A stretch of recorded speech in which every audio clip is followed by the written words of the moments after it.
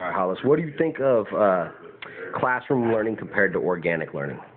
So based on your previous question and where you were talking about like American education system versus other systems in the world, oftentimes, and I don't mean to think about education, I think education is holistic, but especially if we're talking about in comparison to other places, and we're talking basically about how to train ourselves to be competitive in the workplace for like ultimate success. I feel that classroom learning and more organic styles of learning both are really necessary to cultivate like a truly functional, like optimal mind and a work ethic.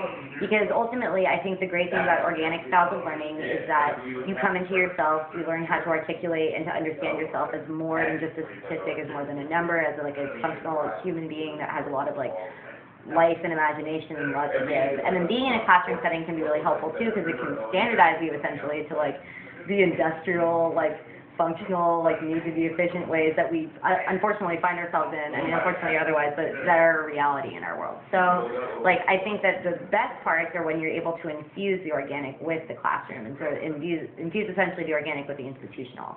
So learn how to navigate through institutions using the skills that you've cultivated in the organic, so that you can like be the best you can be in those classroom settings. And like, I'm not hating on classroom settings. Like when I'm in a good class where the information's right. I mean, what sucks about it is that the classroom setting oftentimes is so corrupted that it becomes a place of disempowerment and silencing and lack of power and kind of like an absence of voice, and that's really whack. But having that organic learning experience allows you to kind of see that for what it is and learn to like not, I guess, internalize that, I guess. Okay. But at the end of the day, it's important to be able to function in that, because that'll make you better at what you do, to be able to like kind of navigate the institutional. What about like having organic learning at a young age? Because the thing that I've always dug about organic learning was that you come to your own conclusions, you know?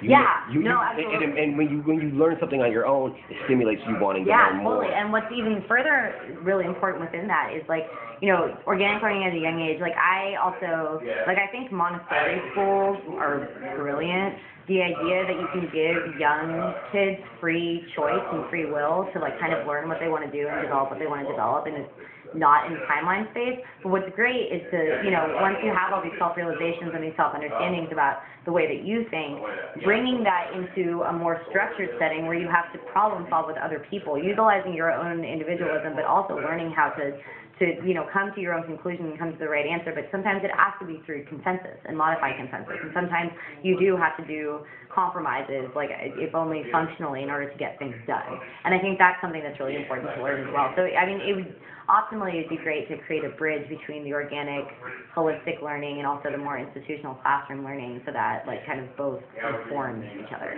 But it's hard when schools are so messed up.